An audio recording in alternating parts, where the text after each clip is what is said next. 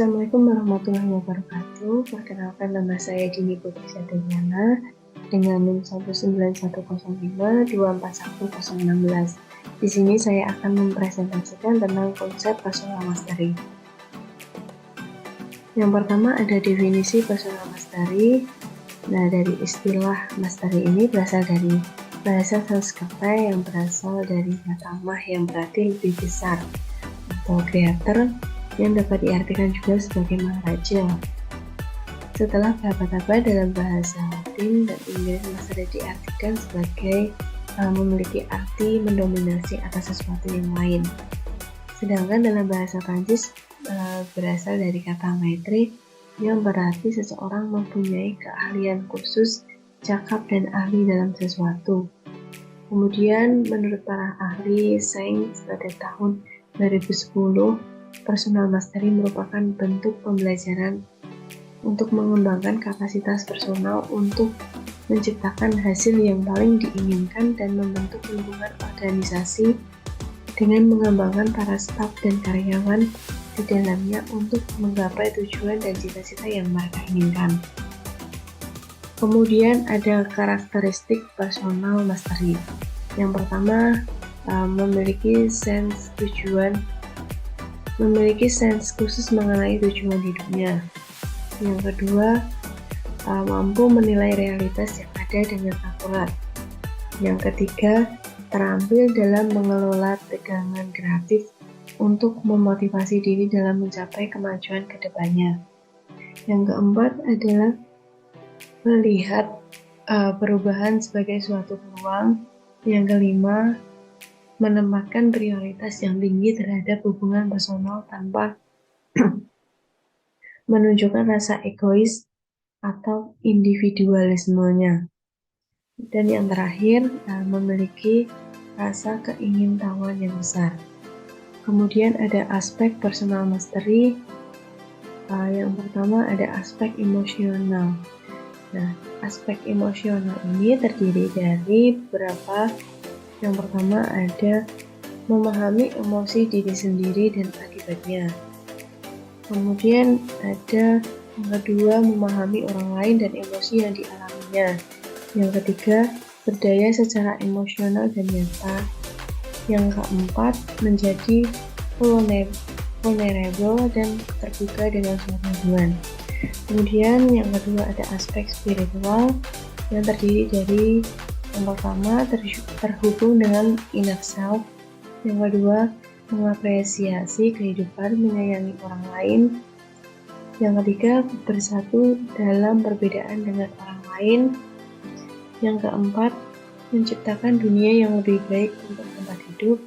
Kemudian yang ketiga ada aspek fisik yang terdiri dari yang pertama berada secara fisik dan dalam lingkungan. Yang kedua, memahami hubungan antar mind body. Yang ketiga, bertanggung jawab dan membuat keputusan positif. Yang keempat, memanage stres dan mencapai keseimbangan.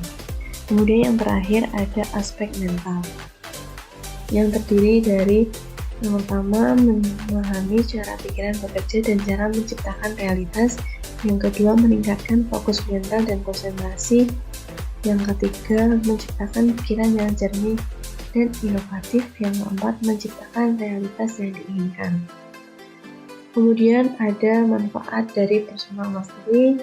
Yang pertama, ada kemampuan mengambil tanggung jawab. Yang kedua, kejelasan dan profesionalisme visi. Yang ketiga, ada kohesif dan teamwork yang berlaku. Yang keempat, mampu mengendalikan stres dan bersikap positif. Yang kelima, menciptakan pertumbuhan organisasi yang tetap dan berjangka panjang. Yang keenam, pemenuhan tanggung jawab sosial. Yang ketujuh, kepemimpinan kreatif yang kuat. Dan yang terakhir ada meningkatkan kecerdasan emosi. Kemudian ada pencapaian dari personal mastery. Yang pertama ada visi pribadi. Yang dimaksud di sini adalah visi merupakan rangkaian kalimat yang menyatakan cita-cita atau impian sebuah organisasi atau perusahaan yang ingin dicapai di masa yang akan datang atau masa depan, di mana ia memiliki nilai, aspirasi, serta kebutuhan organisasi di masa depan. Itu menurut Wibisono pada tahun 2006. Nah, sedangkan visi pribadi di sini adalah visi yang berasal dari pribadi tersebut dan hadir secara lembut. Itu menurut Saint Davidson pada tahun 2004. Kemudian menurut Saint pada tahun 2004 ini dia mengungkapkan bahwa visi ini memiliki arti yang berbeda dengan tujuan, di mana visi lebih berfokus kepada arti atau makna, bukan kepada hasil. Kemudian tujuan ini lebih bersifat abstrak dan mengacu pada perintah, sedangkan visi adalah gambaran mengenai sebuah harapan di masa depan yang bersifat intrinsik dan sebuah akhir yang spesifik. Itu menurut Saint pada tahun 2004. Kemudian yang kedua ada tegangan kreatif. Di sini adanya perbedaan antara visi dan realitas menyebabkan banyak orang kesulitan mengungkapkan visi mereka secara jelas, dan mereka harus menyadarinya karena adanya perbedaan tersebut. Namun adanya perbedaan tersebut akan dapat menjadikan sumber energi yang membantu dalam mewujudkan visi seseorang tersebut dengan sebuah aksi. Nah, perbedaan itu merupakan sumber untuk perwujudan energi yang kreatif atau disebut sebagai kreatif tension atau tegangan kreatif. Kemudian tegangan kreatif atau creative tension ini dapat diilustrasikan seperti pada rubber bond atau karet yang meregangkan antara visi dan realita saat ini. Ketika mencoba meregangkan karet tersebut, maka akan terjadi tegangan, dan tegangan itu akan merepresentasikan tegangan antara realita dan visi. Terdapat dua jalan yang akan kita temui sebagai penyelesaian ketika kita tetap mempertahankan adanya perbedaan tersebut, yaitu dengan mengambil langkah untuk membawa realitas sejalan dengan visi dan menurunkan visi. Kemudian yang ketiga ada konflik struktural atau kekuatan dari ketidakberdayaan. Nah, di sini seorang individu dengan kesuksesan yang tinggi seringkali dia melakukan kepercayaannya ke dalam personal mastery.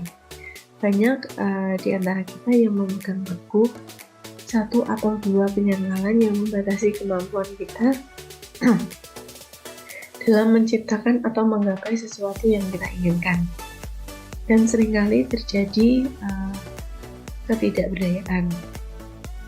Nah, di sini seseorang yang memiliki visi itu dapat digambarkan mereka ini memiliki rubber bond atau karet yang menjadi creative tension atau tegangan kreatif. Dan seseorang tersebut mempercayai akan keberdayaan memiliki second rubber band atau karet yang kedua. Jadi ketika seseorang semakin mendekat untuk mencapai visi mereka, karet yang kedua tersebut akan semakin menariknya jauh dari visi yang mereka miliki. Kemudian menurut Fritz dalam Saint pada tahun 2004, dia mengungkapkan bahwa terdapat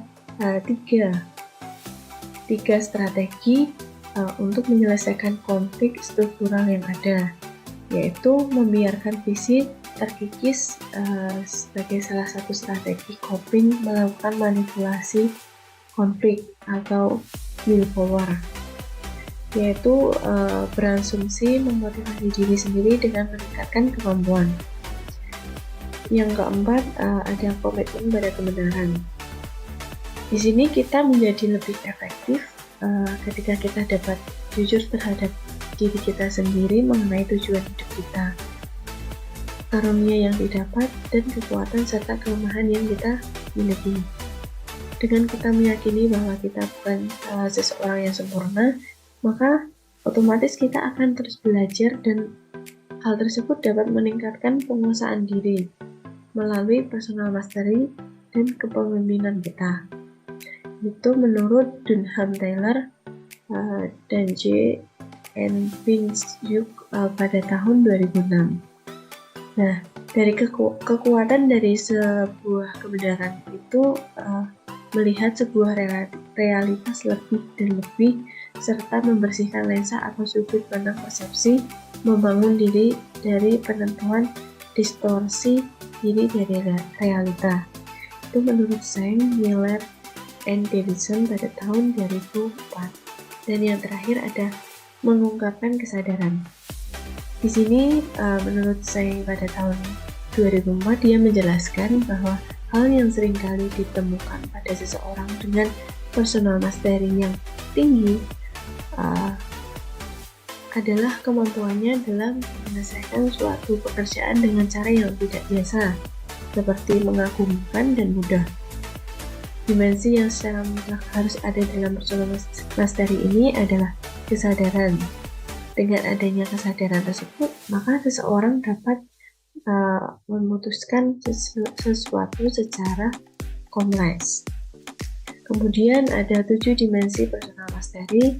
Yang pertama ada self-awareness, yaitu kemampuan untuk melihat dan memahami diri sendiri secara baik atau jelas.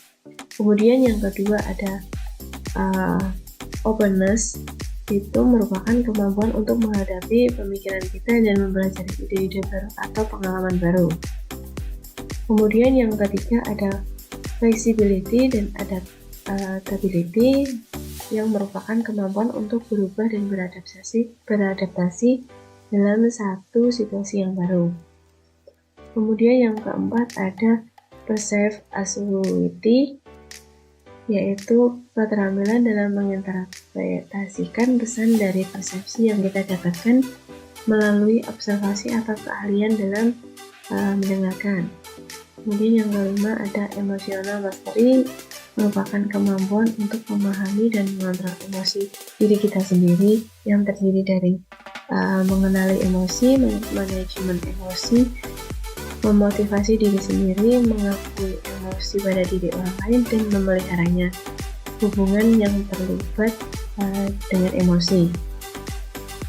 Kemudian yang keenam ada autonomi, merupakan kemampuan untuk mengontrol kehidupan diri pribadi, di mana untuk mencapai otonomi ini, seseorang harus memiliki pengembangan terkait aspek pikiran atau mindset, fisik, kecerdasan, sensitivitas, estetik, tanggung jawab personal, dan nilai spiritual. Dan yang terakhir ada creative resourcefulness, yang dimaksud di sini adalah kemampuan untuk menjadi kreatif dan inovatif, serta menemukan jalan yang baru dalam melakukan segala hal. Kemudian ada pengembangan dari personal mastery, ini terbagi menjadi 2. Yang pertama strategi percakapan dalam diri. Yang dimaksud di sini adalah mempraktikkan personal mastery seperti mengadakan percakapan dalam diri sendiri. Ada sesuatu yang menyuarakan impian tentang apa yang seseorang inginkan pada masa yang akan datang atau masa depan yang ada dalam diri kita sendiri.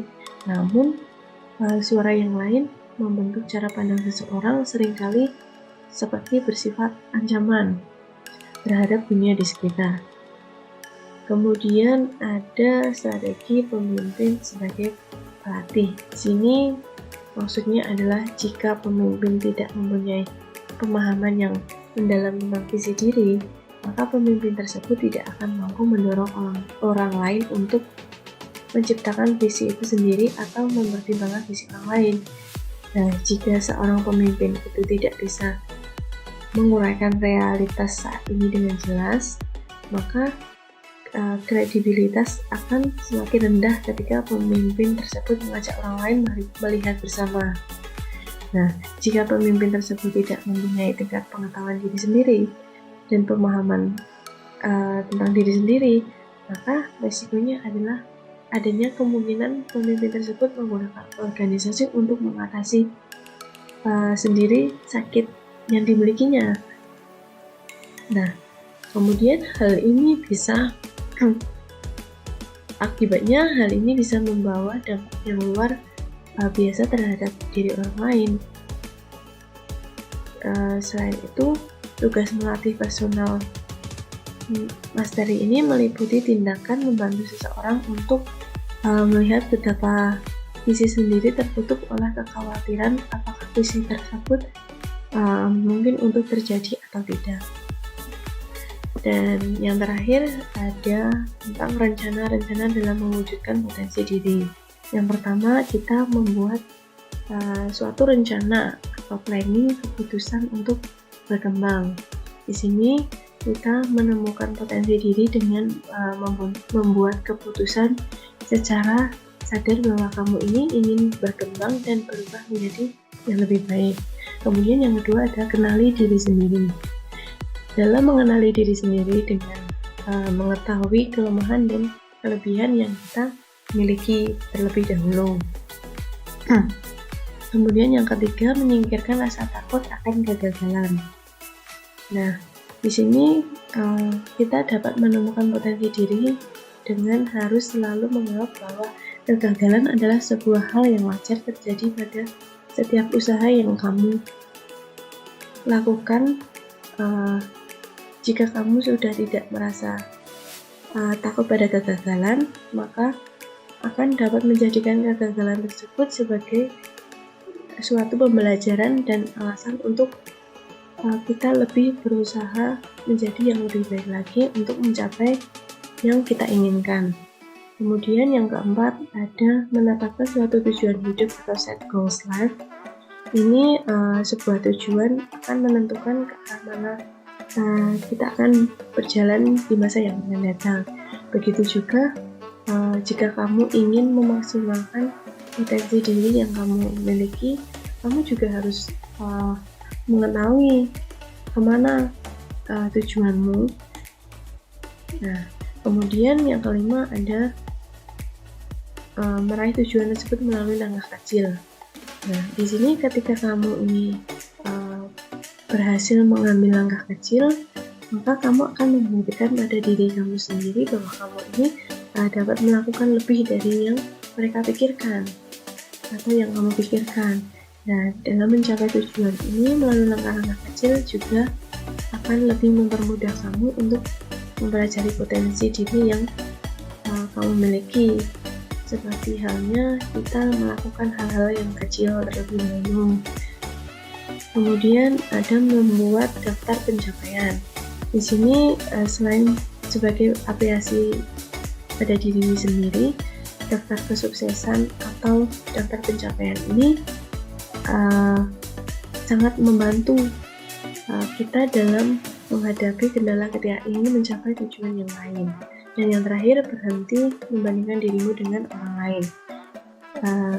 Maksudnya ketika kita melihat orang lain memiliki pencapaian yang lebih besar nih misalnya.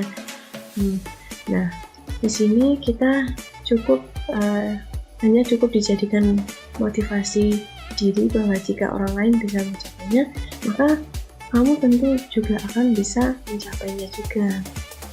Nah, begitu. Sekian dari saya.